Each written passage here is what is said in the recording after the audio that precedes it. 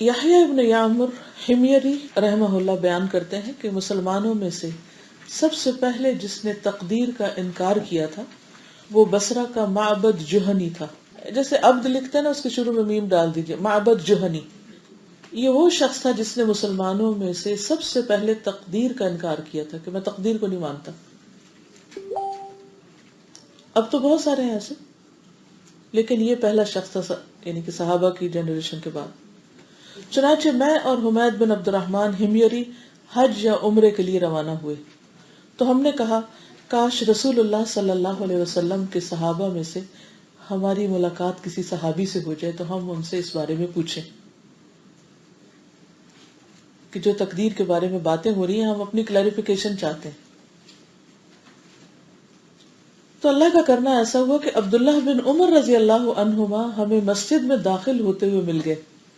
یعنی ایک دور تھا نبی صلی اللہ علیہ وسلم کا، پھر ایک دور تھا صحابہ کا، پھر تابعین کا دور آیا، اور وہ تابعین جو تھے وہ صحابہ سے مل کر اپنے سوال کرتے اور علم حاصل کرتے اور اپنی تسلی تشفی کرتے، حق اور باطل کا فرق جانتے، صحیح اور غلط کے درمیان تمیز کرتے.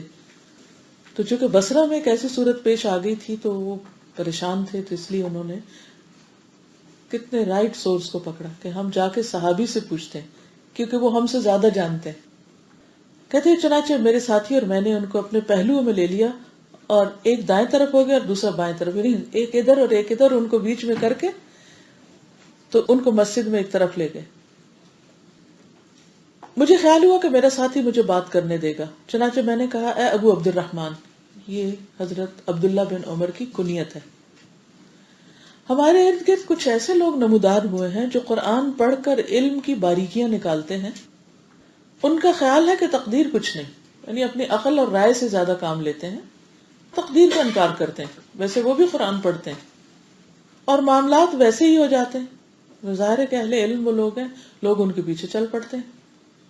تو انہوں نے کہا جب تم ان سے ملو تو انہیں بتا دینا کہ میں عبداللہ بن عمر ان سے بری ہوں، یعنی میں اس کو اپروو نہیں کرتا، اور وہ مجھ سے بری ہیں، یعنی میرا ان کا کوئی تعلق نہیں.